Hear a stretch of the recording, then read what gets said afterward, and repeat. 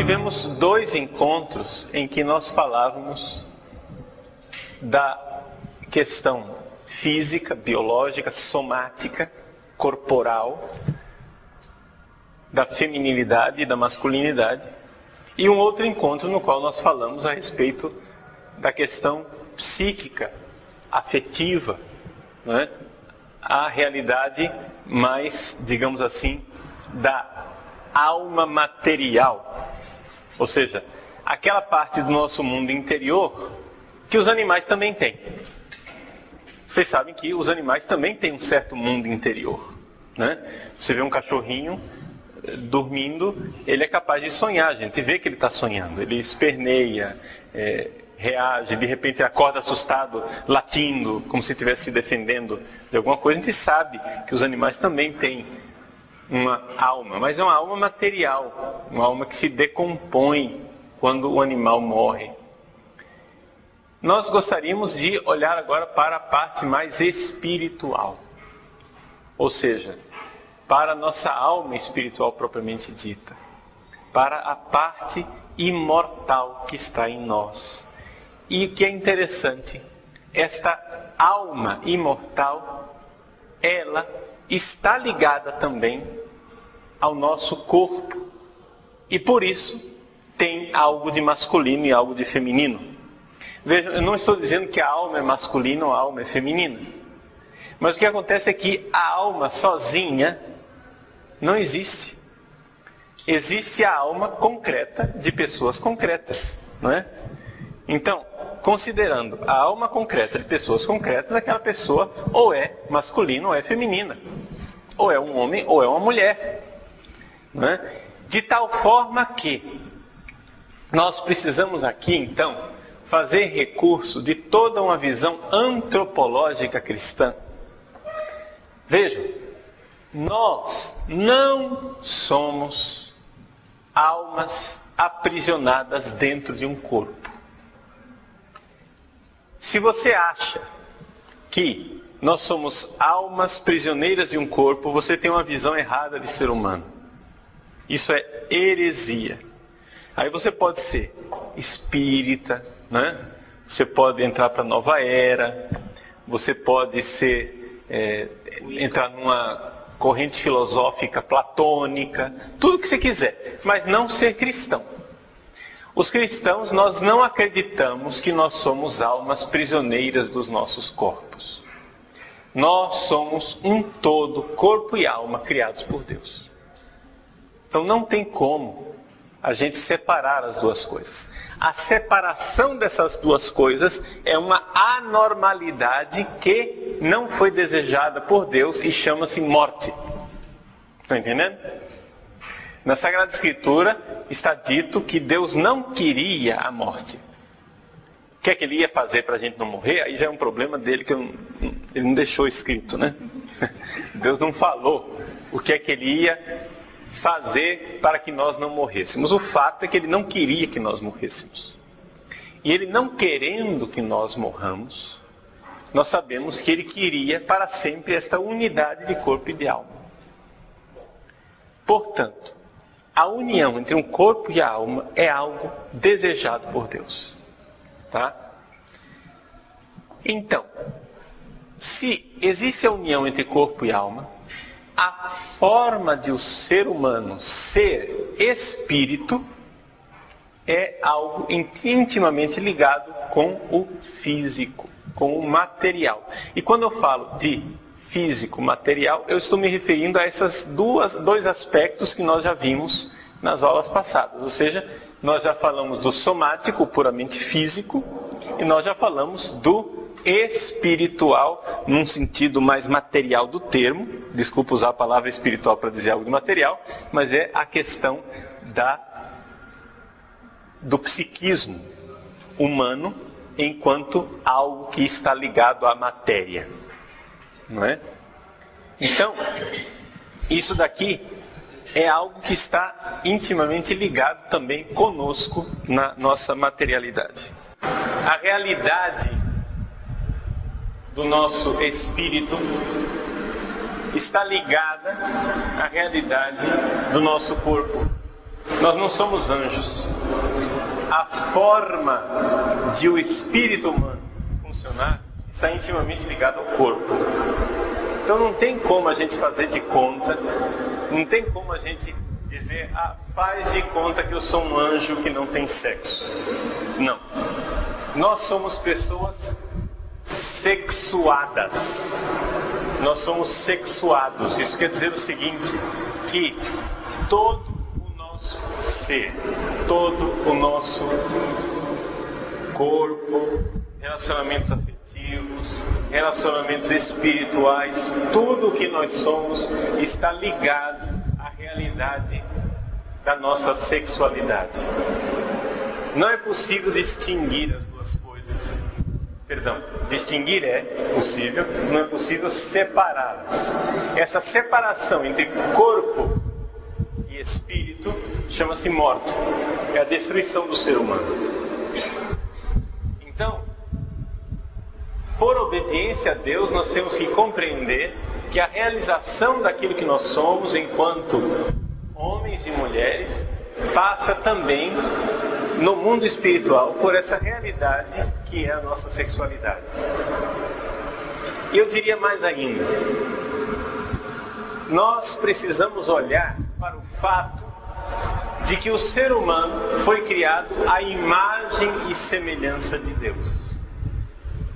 E sermos criados à imagem e semelhança de Deus não foi uma criação do homem, varão do sexo masculino, ou da mulher do sexo feminino, mas foi uma criação do ser humano e é, sobretudo, esta união homem-mulher que representa de alguma forma esta imagem e semelhança de Deus. O Papa João Paulo II, ele, no início do seu pontificado, em 1979, ele fez, o pontificado dele começou em 78, mas em 79 ele começou uma série de catequeses a respeito do relacionamento do ser humano com a sexualidade. E ele fez essas catequeses ao longo dos anos e foram 125 catequeses a respeito da sexualidade, do corpo humano, do relacionamento homem-mulher, matrimônio, celibato. E essa série de 125 catequeses ficaram depois conhecidas como sendo a teologia do corpo. A teologia do corpo como ela foi apresentada pelo Papa João Paulo II. Essas catequeses duraram até 1984, recordando que no meio do caminho nós tivemos o atentado contra a vida dele em 1981. Então houve um longo período em que ele não pôde fazer essas catequeses. Mas as catequeses, iniciaram antes do atentado e foram até 1984, portanto foram 125 catequeses. Nessas 125 catequeses, o Papa João Paulo II coloca claramente aquilo que é a antropologia, que é a visão de homem da igreja. Como é que a igreja vê o ser humano? Como é que nós cristãos vemos o ser humano? O ser humano está colocado dentro da história da salvação. E dentro dessa história da salvação, o que é que nós vemos? Nós vemos que no início, lá atrás, na criação, nós temos o casamento, o matrimônio de Adão e de Eva, onde Adão, no início, faz aquele hino de louvor a Eva. Esta sim é carne da minha carne. A primeira poesia, digamos assim, de amor que foi feita pelo homem ao ver a beleza da mulher. Ali nós temos o início, esse matrimônio de Adão e de Eva. E o que é que vai acontecer no fim dos tempos? O que é que vai acontecer no fim da história da salvação? Vai acontecer um matrimônio, vai acontecer um casamento, mas é o casamento de Deus com a humanidade. Então, nós vemos que na história de salvação, ou seja, no mundo espiritual, como o mundo espiritual foi querido por Deus, foi desejado por Deus e foi sonhado por Deus, o mundo espiritual está todo ele sacramentalizado na união entre o homem e a mulher. Não sou eu quem digo isso, não é João Paulo II quem diz isso, mas é o próprio apóstolo São Paulo na carta aos Efésios, quando ele descreve o relacionamento entre homem e mulher, e ao descrever o relacionamento entre homem e mulher, ele diz: é grande este mistério, e eu me refiro a Cristo e à Igreja. Ele descreve, interessante, a união homem e mulher, macho e fêmea, o casamento de Adão e Eva, por assim dizer, e diz: é grande esse mistério. E a palavra mysterion em grego é traduzida em latim como sacramentum.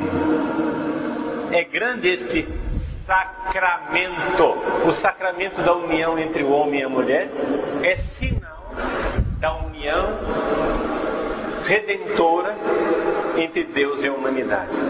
Por que eu estou dizendo isso logo no início?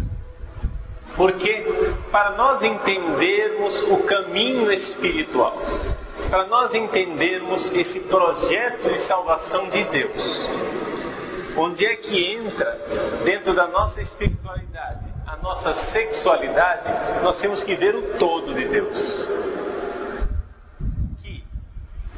A sexualidade não é algo contrária a Deus.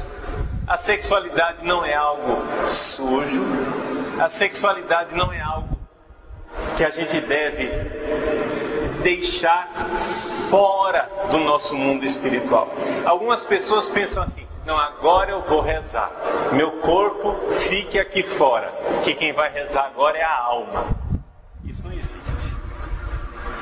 Não pode ser. Não pode acontecer verdadeira oração se você não tem esse relacionamento, não é? Corpo e alma. E se também dentro do seu relacionamento com Deus você não leva em consideração que você é uma pessoa sexuada. Portanto, eu não posso me relacionar com Deus sem considerar que eu sou homem do sexo masculino. Você não pode se relacionar com Deus sem considerar que você é mulher, sexo feminino. A gente não é um anjo que se relaciona com Deus abstratamente. Portanto, eu não posso dizer: meu corpo está aqui e Deus está aqui do outro lado, longe. Eu não posso dizer: o corpo está de um lado e Deus está lá do outro lado. Não, as duas coisas estão juntas. Por quê? Porque o meu corpo fala de Deus e Deus fala da minha sexualidade também. Portanto, essa realidade que pode parecer muito estranha inicialmente deve ser dita desde o início. Agora vamos tentar explicar isso, que eu até agora só anunciei, mas não falei realmente como é que funciona a coisa. Não é? Vejam só. O que é o mundo espiritual? Deus é amor. Portanto, o mundo espiritual, o mundo de nosso relacionamento com Deus, o nosso espírito, as nossas almas imortais foram feitas para amar e amar eternamente. Nós somos chamados por Deus.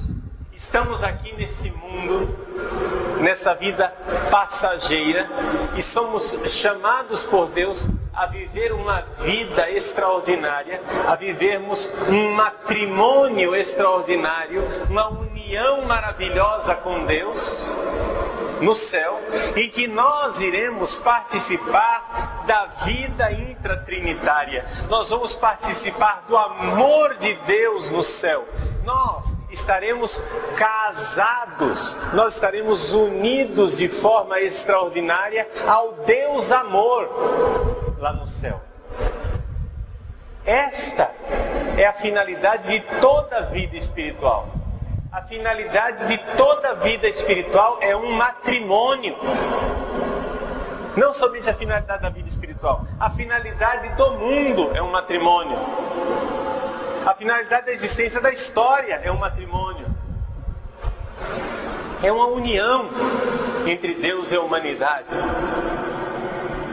Portanto, Deus é amor e nós somos chamados a viver esse amor desde já e preparar nossos corações para a vida extraordinária de amor que Deus prepara para nós no céu.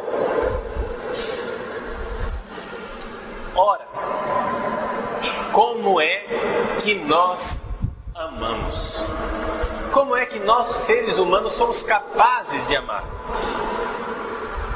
A primeira coisa que nós temos que dizer e admitir é que os animais não amam. Portanto, atenção. Tudo aquilo que nós dissemos nas aulas passadas a respeito do corpo, a realidade somática. Tudo aquilo que nós dissemos a respeito da nossa realidade psíquica enquanto alma material. Nada disto é capaz de amar. Quem é capaz de amar é a alma imortal. E, portanto, o meu psiquismo e o meu corpo, unidos a essa alma imortal, são capazes de amar. Quando eu olho para o corpo de nosso Senhor Jesus Cristo, transpassado pela lança, cravado de pregos numa cruz, eu vejo um corpo que amou. Mas por que esse corpo foi capaz de amar?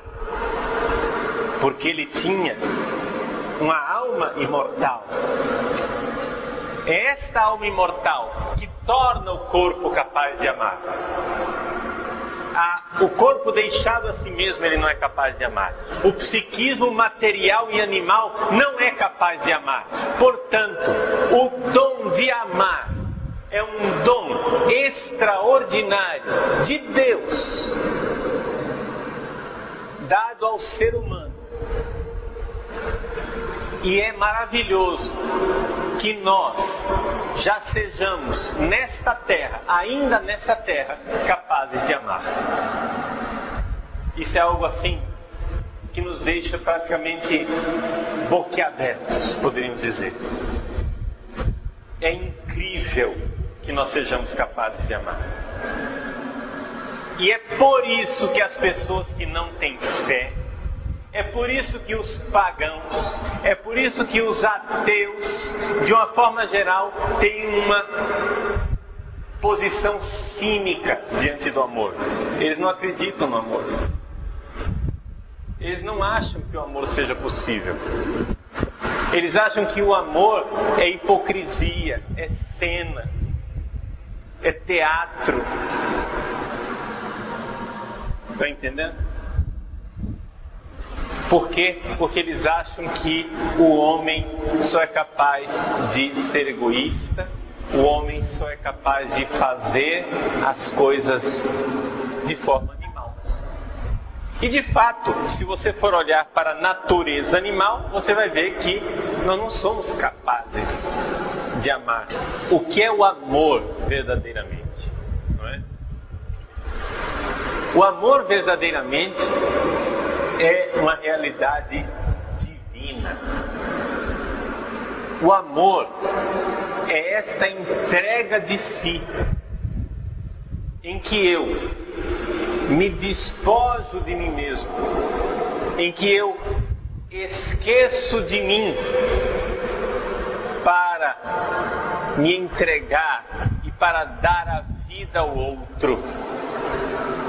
Isto é algo que somente Deus é capaz de fazer, e nós somos capazes de fazer se recebemos a graça e o dom de Deus. Nós não somos capazes de amar se não abrirmos o nosso coração para a realidade espiritual. Então vejam, meus queridos, que quando nós então falamos de vida espiritual, muita gente pensa que vida espiritual é o quê? Arroubos místicos somente. Vida espiritual significa fazer adoração ao Santíssimo. Vida espiritual significa rezar o terço, significa comungar, significa fazer jejum. Sim, tudo isso é vida espiritual. Mas nada disso é vida espiritual se estas coisas todas não estiverem referidas ao amor.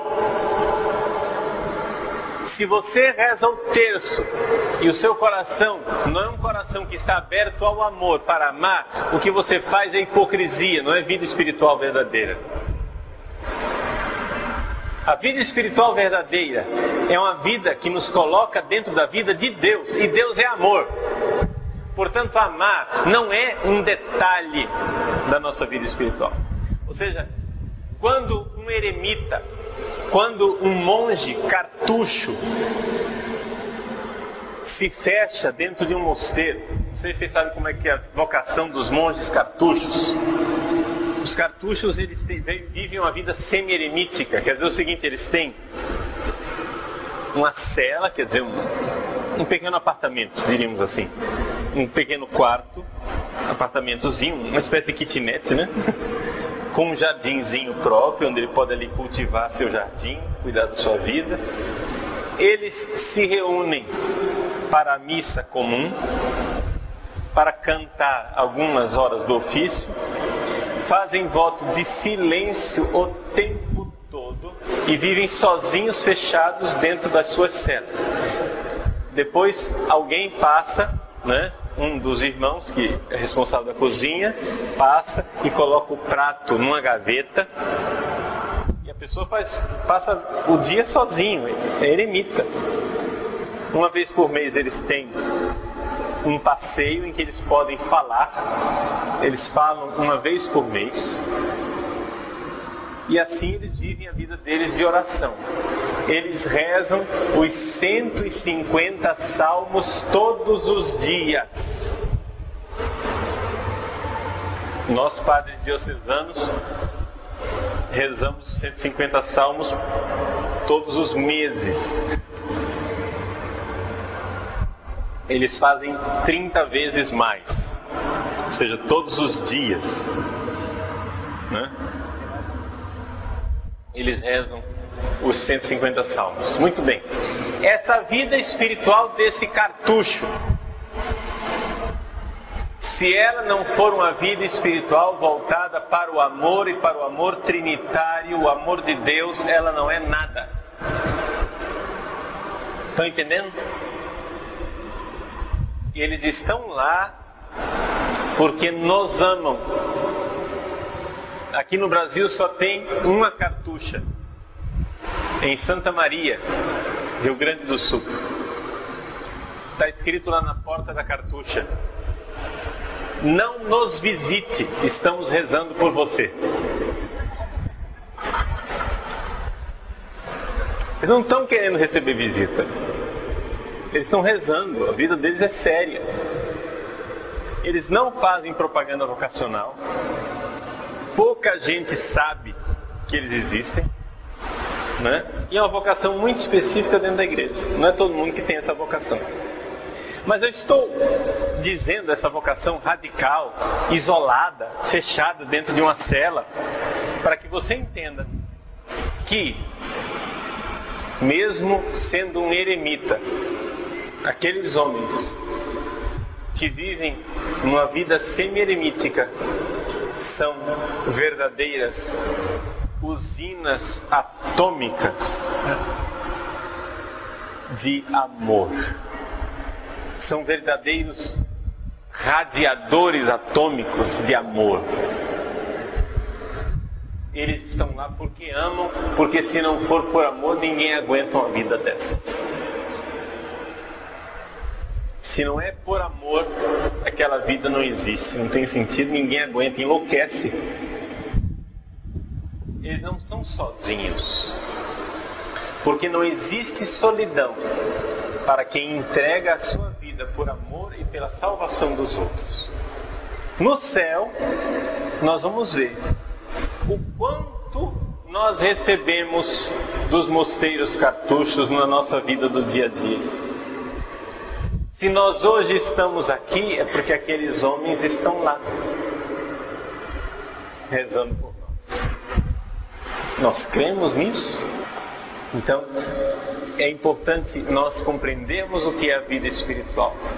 A vida espiritual é uma vida de amor. Ninguém pense, ninguém se atreva a imaginar que pode chegar ao céu sem seriamente ter desejado amar. Por quê? Porque Deus é amor. Na hora de entrar no céu, o que é que vai acontecer? Você vai se apresentar diante de Deus.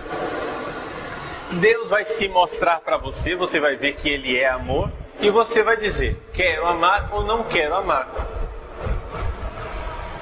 Mas se hoje aqui, nessa terra, você continua de forma soberba, esperneando e dizendo, não, eu não quero amar, eu não quero me entregar, eu não quero morrer pelo outro, não, eu não quero ser besta, eu não quero fazer papel de bobo, eu quero aproveitar a vida. Se você continua, se você faz isso uma vez, 2 vezes, 1000 vezes, milhares de vezes, milhões de vezes durante a sua vida, se você vive a sua vida numa vida de anti-amor, quando você for apresentado diante do verdadeiro amor, você dirá sim ou você dirá não. Está entendendo? Quando Deus abrir os seus braços como um pai querido e quiser acolher você e disser, meu filho, minha filha, venha, eu te amo, você irá? Vem amar comigo na eternidade. E você que viveu uma vida se poupando,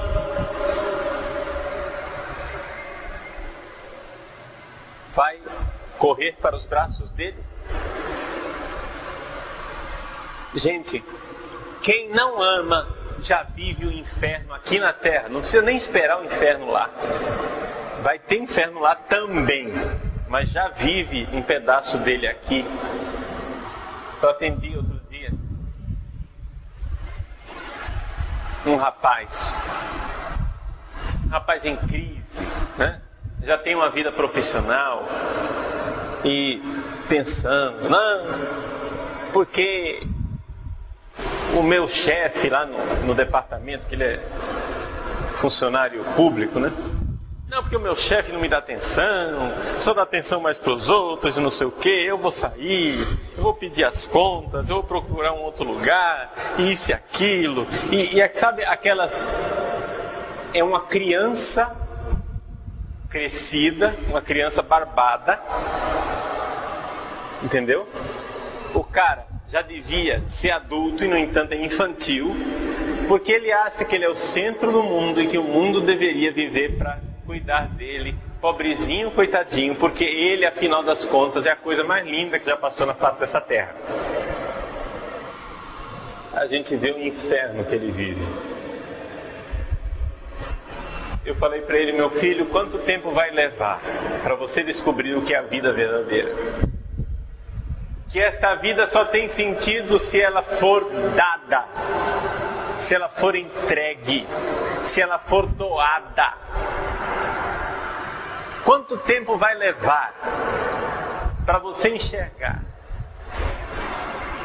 o que é verdadeiramente ser um ser humano? Ser humano é amar.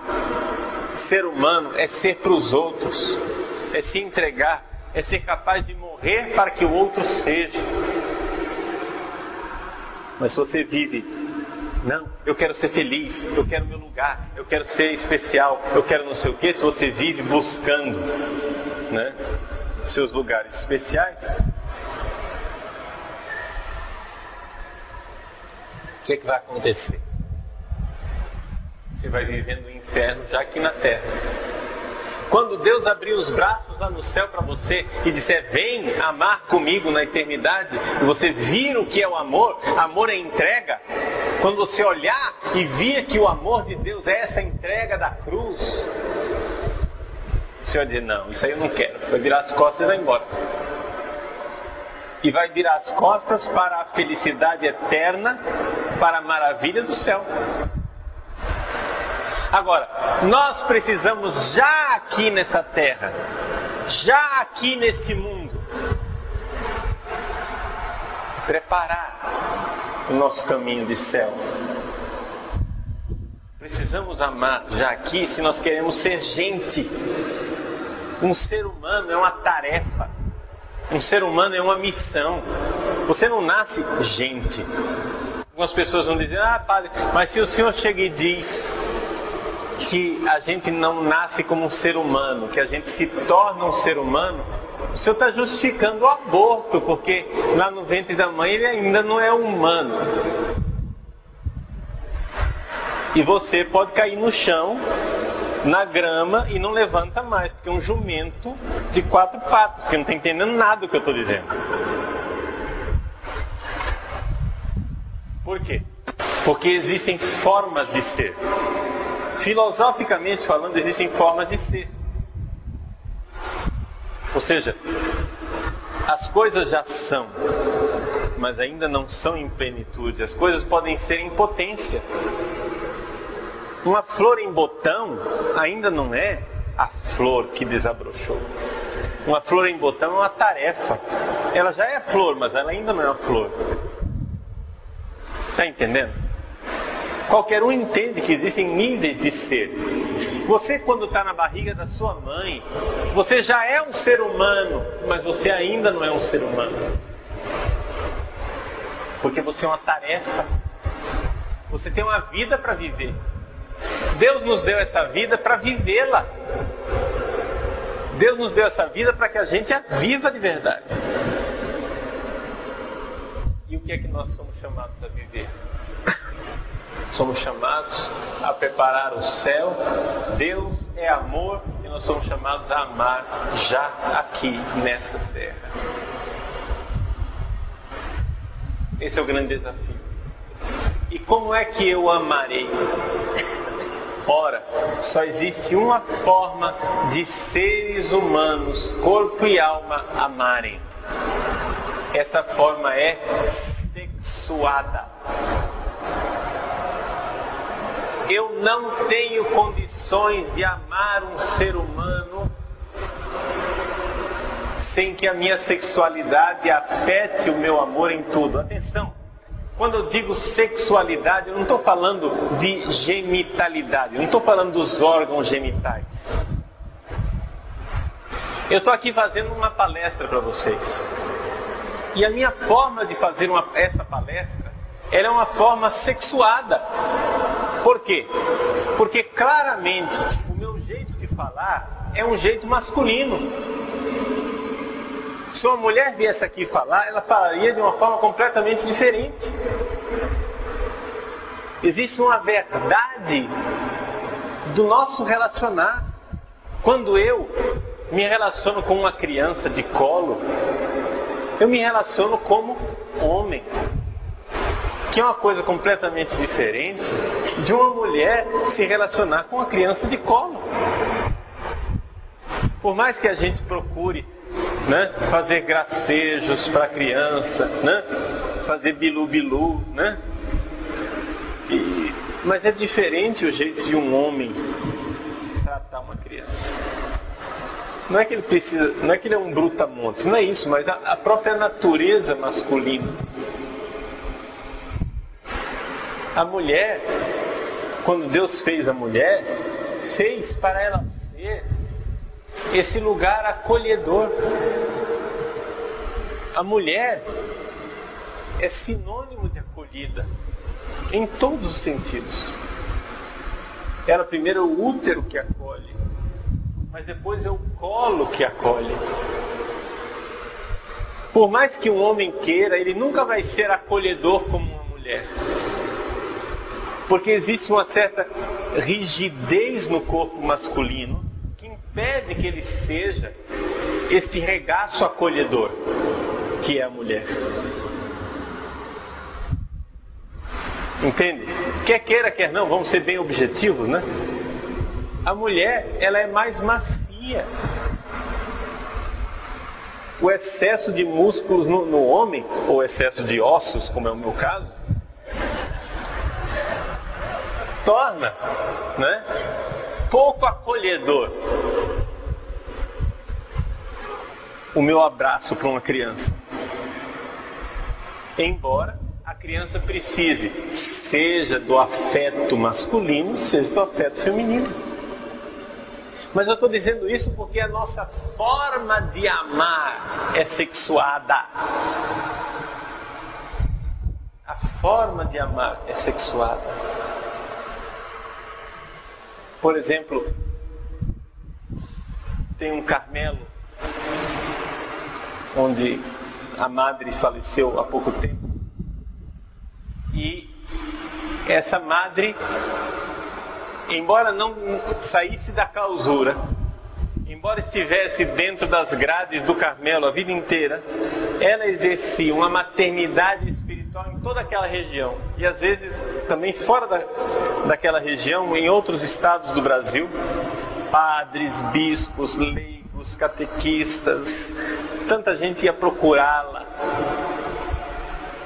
Ela era mãe. Mesmo atrás das grades,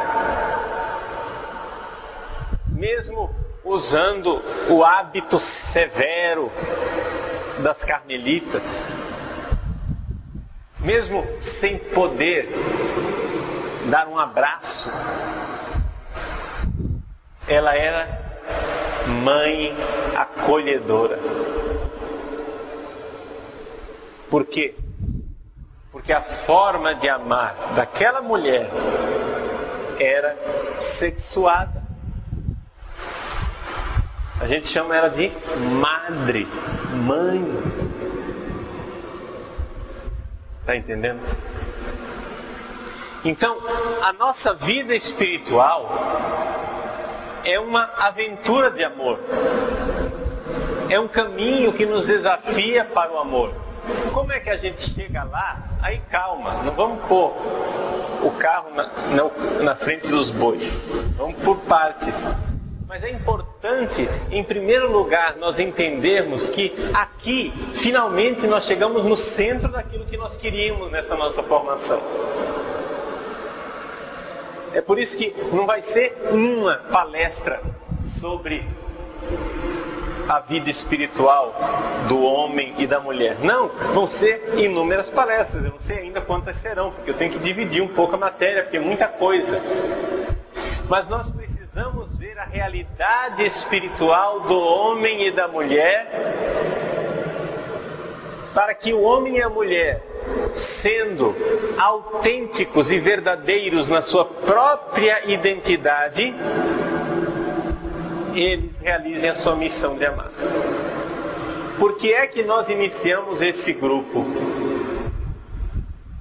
Esse grupo nasceu de um anseio de algumas mulheres que vieram pedindo ajuda para conhecerem aquilo que é a doutrina da igreja e a verdade revelada de Deus a respeito da mulher. O que é ser uma mulher autêntica, verdadeira? É isso que nós estamos querendo buscar com essas nossas palestras. Agora, é evidente que para entendermos o que é uma mulher verdadeira, nós temos também que entender o que é um homem verdadeiro. Porque uma coisa puxa a outra. E é por isso que essas palestras servem também para os rapazes. Porque a gente sempre deve falar uma coisa em contraposição à outra, para que a gente saiba o específico de cada um. Mas nós, então, aqui já começamos a enxergar o caminho. O caminho é o amor. Deus nos fez homem e mulher. Por quê? Porque Ele nos fez para amar. Ninguém de nós foi criado para o egoísmo. Você vai dizer, mas padre, só é possível amar entre homem e mulher? Só é possível que haja amor entre homem e mulher? Não, não é isso.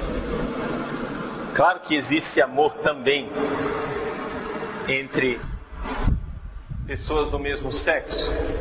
Só que Deus quis que esta verdade do amor estivesse inscrita nos nossos corpos. E ela está inscrita nos nossos corpos no fato de que o homem foi feito para a mulher e a mulher foi feita para o homem. Este matrimônio de Adão e Eva, que está lá atrás na criação, é um sinal que aponta para o destino espiritual da humanidade, que é o matrimônio final entre nós e Deus. Isto está escrito no corpo, está escrito na carne do homem e da mulher. Me desculpe, mas não está escrito na forma como eu me relaciono, por exemplo, com um outro homem, mesmo que seja meu filho espiritual.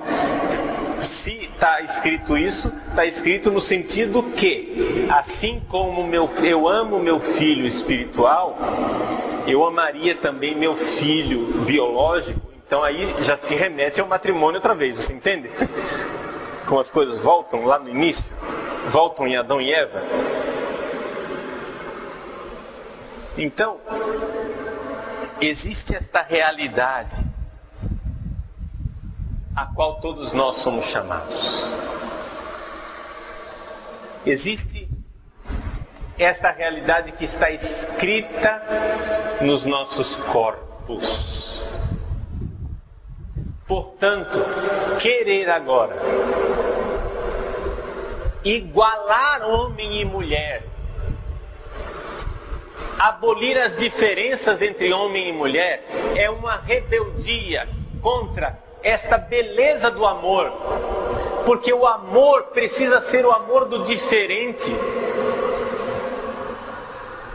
Eu não posso amar a minha imagem no espelho. Isso é narcisismo. Então Deus foi e inscreveu a diferença entre o homem e a mulher, para que exatamente o homem e a mulher fossem auxílio um contra o outro. Nós já vimos isso na palestra passada. Quem não teve nas outras palestras, né, faz favor de ouvir. Quando Deus criou o homem e a mulher, disse assim, não é bom que quando Deus criou o homem, disse, não é bom que o homem esteja só. Vamos criar um auxílio contra ele. Na Bíblia está escrito lá, né? Na nossa tradução, um auxílio que esteja ao seu lado. Você vai dizer, ah, padre, mas essa aí é a tradução que está na Bíblia da CNBB, mas é também a tradução que está lá na Vulgata, que é o texto oficial da Igreja Católica, é também a tradução que está lá na tradução dos 70, tradução grega, sim. Porém, a Igreja Católica já declarou que o texto inspirado é o texto original quando ele existe. Então nós temos que ir lá no texto original. No original é hebraico. E o original hebraico diz um auxílio contra. É uma nuance interessante. É um fruto espiritual que nós podemos tirar disso. O homem e a mulher, de alguma forma, eles são um contra o outro, mas isso é um auxílio. A diferença auxilia. E quando a gente quer igualar, quando na sociedade atual nós queremos feminilizar os homens e masculinizar as mulheres, nós estamos indo contra a vontade de Deus, estamos tirando aquela diferença específica da forma de amar que Deus criou.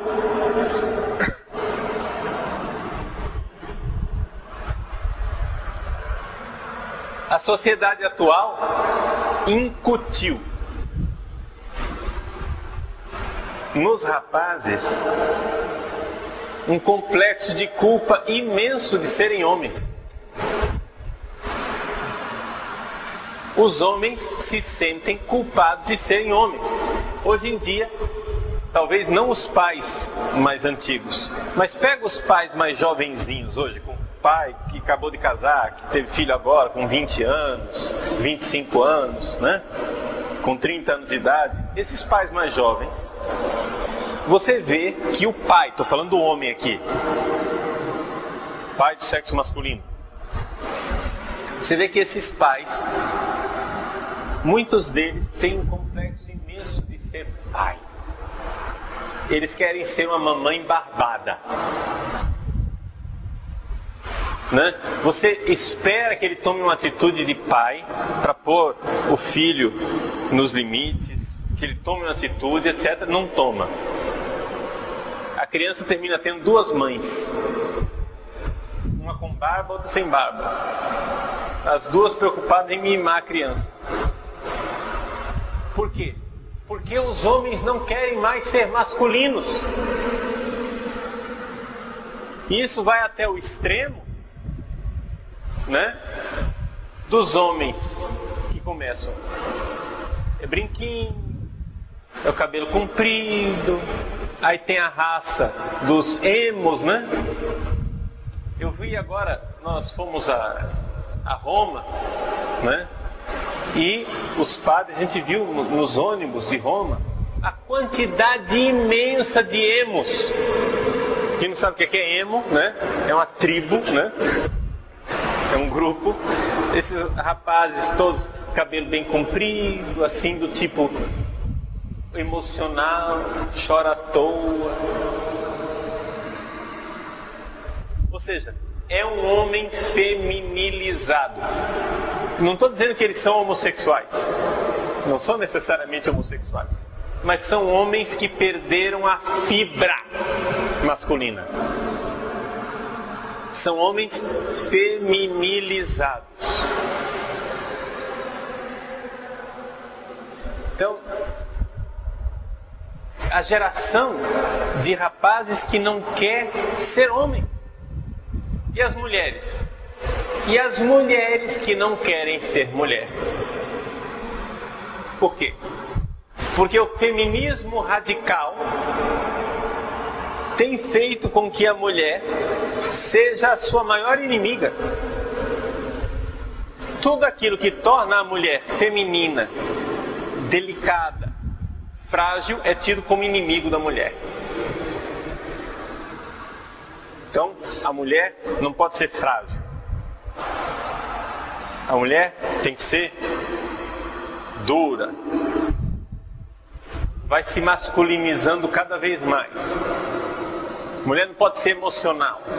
Tem que ser fria, calculista. Tem que pensar na carreira. Só tem que pensar no trabalho. Só tem que pensar em produzir. Só tem que pensar em sucesso. Tem que pensar em ser mais do que os homens. E assim vai. E assim nós vamos destruindo o projeto de Deus. A feminilização do homem e a masculinização da mulher. Ora, Se o projeto espiritual de Deus é que nós aprendamos a amar, o nosso jeito de amar precisa seguir a nossa natureza específica. Nós precisamos ser homens masculinos e mulheres femininas, onde o homem saiba acolher, amar e prestigiar aquilo que é tipicamente feminino, e a mulher saiba acolher, amar e prestigiar aquilo que é tipicamente masculino.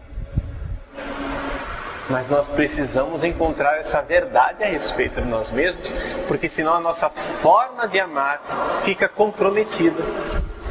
E, portanto, o nosso caminho de desenvolvimento, o caminho em que eu deixarei de ser uma flor em botão e serei uma flor que desabrochou, que realmente, deu aquilo que realizou o seu projeto, para que eu seja uma árvore que finalmente dá fruto. Esse caminho precisa seguir o caminho que foi colocado por Deus. Então, qual é a forma de a mulher se doar e se entregar como Cristo se entregou na cruz? Maria, sem dúvida alguma, é modelo dessa realidade. Qual é a forma de o homem doar e se entregar como Cristo se entregou na cruz?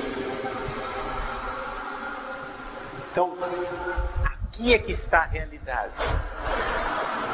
De tal forma que, quando nós falarmos de sexualidade, quando nós falarmos do sexo, nós temos que ver que o sexo é uma forma de nós, já aqui na Terra, participarmos daquele amor perfeito de Deus, que é sempre, sempre, atenção, o amor de Deus é sempre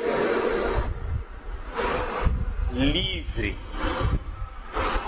total, fecundo. Nossa forma de amar tem que ser um amor que se entrega livremente. Tem que ser um amor que se entrega totalmente. Tem que ser um amor que nesta entrega fecunda alguma coisa. Tem algum fruto espiritual nisso tudo, ou um fruto específico que chama uma criança. Tudo isso. Então, esse é o projeto espiritual que está aí dentro dos nossos olhos. Tá? Aqui, essa palestra, eu sei que ela ficou um pouco em termos genéricos e gerais. Mas é que, de fato, ela é uma palestra introdutória de todo mundo espiritual que nós precisamos enfrentar, abordar nas próximas semanas. Como é que nós podemos amar muito concretamente? Como é que a gente descobre o caminho do amor? O amor que é dom de Deus, mas que está já inscrito em nós, na nossa sexualidade, no fato de nós sermos homens, no fato de nós sermos mulheres. Como é que isso vai nos levar para o céu? As pessoas têm uma visão da sexualidade assim: sexo é um negócio que está aí me atrapalhando no caminho de salvação, Ou seja, sexo é ruim, sexo é sujo, eu tenho que me livrar do sexo, porque somente se eu me livrar disso é que eu irei me salvar e irei chegar no céu. Errado. Ou seja, a minha sexualidade é algo que irá me ajudar no meu caminho de salvação. Mais uma vez, eu vou insistir. Quando eu falo sexualidade, eu não estou falando nem de ato sexual e nem de genitalidade. Está claro isso para vocês? Ou seja, o meu jeito de ser masculino, de amar de forma masculina, é algo que me levará para Deus. E se a minha vocação é o matrimônio, os atos sexuais que eu realizo dentro do meu matrimônio são atos sexuais que devem me levar para o céu. Não é que eu vou chegar no céu apesar de ter feito sexo. Os atos sexuais podem ser um caminho de salvação.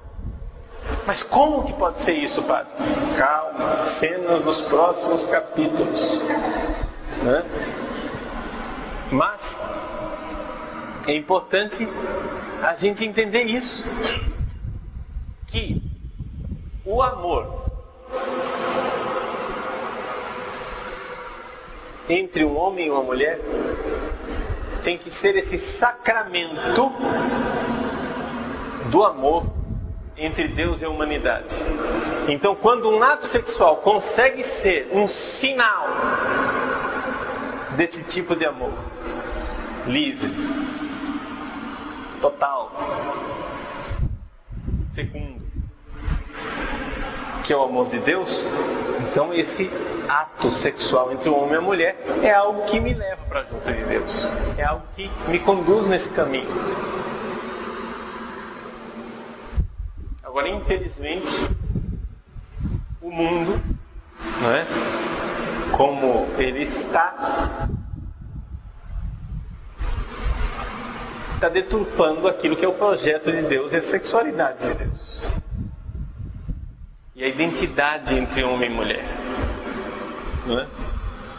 Existe uma forte tendência ideológica de destruição da identidade feminina e destruição da identidade masculina.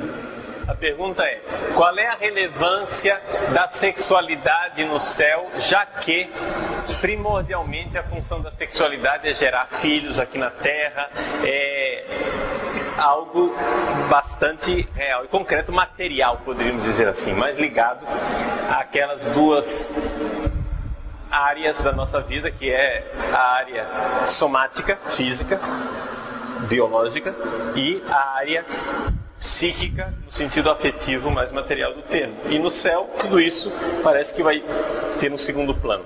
Bom, veja só, primeiro vamos lembrar uma coisa, que o verdadeiro significado da sexualidade foi revelado quando Deus revelou o seu projeto de se unir à humanidade.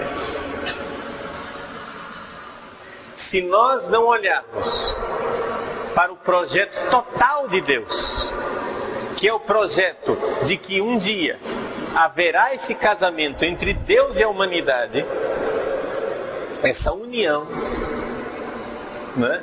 O sexo e o relacionamento entre homem e mulher fica, digamos assim, sendo importante, mas tem uma importância bem menor. Ou seja, o Cristo Senhor pegou esta realidade entre o homem e a mulher e a elevou a sinal de uma realidade extraordinária, permanente, eterna, que não passará, que é a união entre a humanidade e Deus. Está entendendo? Então veja só que a realidade sexual a partir de Jesus Cristo é como se Jesus tivesse tirado vendas dos nossos olhos e finalmente nós enxergamos o que é que Deus tinha feito quando criou Adão e Eva lá no início. Quando Deus criou Adão e Eva lá no início, Ele já criou o homem e a mulher um para o outro, para que eles fossem permanentemente, ao longo desta história da humanidade, um sinal que aponta para a realidade mística do céu, de nossa união com Deus. Então, já aí nós já vemos que nós mudamos de nível, ou seja, teve um upgrade, né? Nós já passamos de nível. Não estamos mais falando só de sexo e só de geração de filho e de filha. Porque isso também os animais fazem. Tá? Também os animais geram filhos. Número 1. Então isso. Número 2. Isto deve ser visto também debaixo da luz da ressurreição. Nós não iremos entrar no céu somente as almas. Quando Jesus diz que nós seremos como anjos, Ele não está dizendo que nós não vamos ter corpo. Ele disse que lá no céu não há mais casamento entre homem e mulher. Porque o casamento, que é a unidade, a união entre a humanidade e Deus, já aconteceu. Ou seja, aconteceu um casamento muito melhor do que esse. Tá? Aconteceu uma união, uma comunhão muito superior a qualquer casamento que possa acontecer aqui na Terra. O marido, vamos supor, marido e mulher aqui na Terra, lá no céu, quando houver a união entre a humanidade e Deus plenamente, eles estarão muito mais unidos do que seriam unidos se tivessem casado ou não aqui na Terra. Está entendendo? Por quê? Porque é algo que transcende, que supera.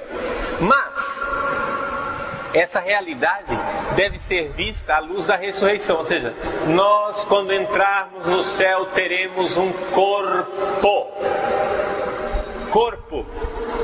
Nós iremos ressuscitar. Nós não vamos para a vida eterna somente almas. Não. Quando a gente morre, quem vai para o céu? É a alma.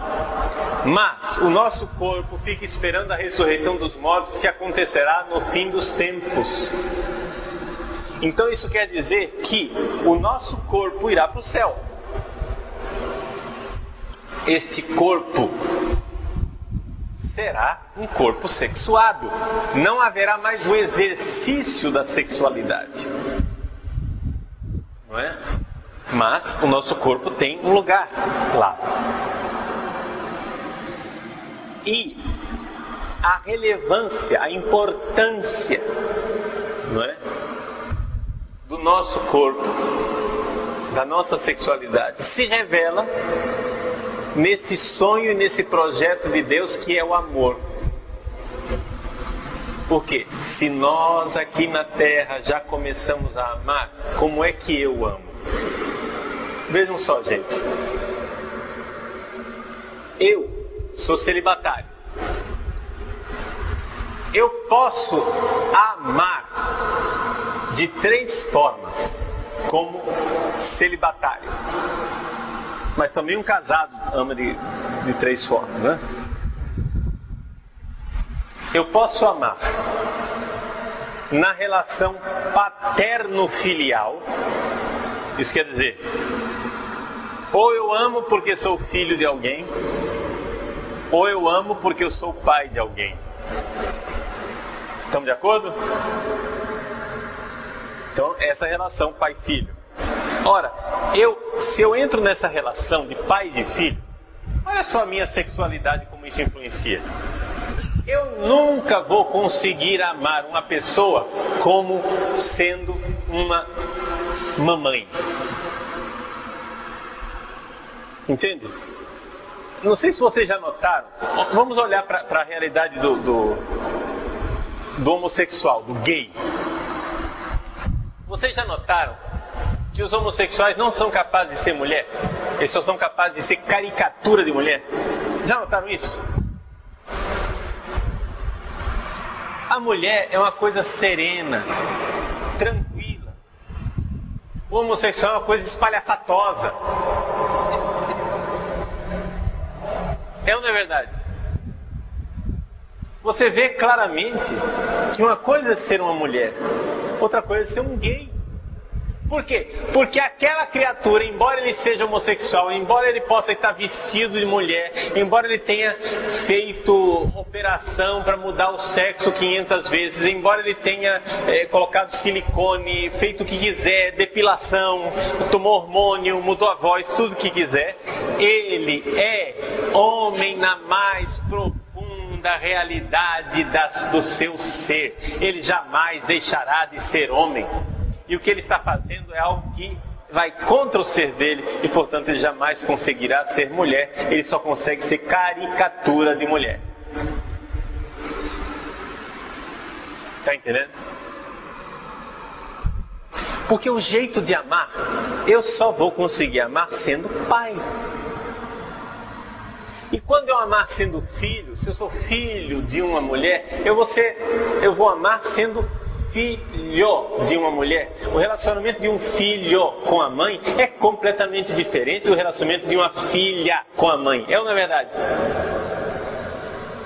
Vai dizer que não é um relacionamento sexuado. Entendeu? O menino se relaciona com a mãe de uma forma diferente que a menina se relaciona com a mãe. E o menino se relaciona com o pai de um jeito diferente que a menina se relaciona com o pai. É ou não é? Então, primeira forma de amar. Segunda forma de amar. Eu posso amar como irmão. Mas também aqui é sexuado. Porque uma coisa é eu me relacionar com o meu irmão, outra coisa é me relacionar com a minha irmã. Não é diferente?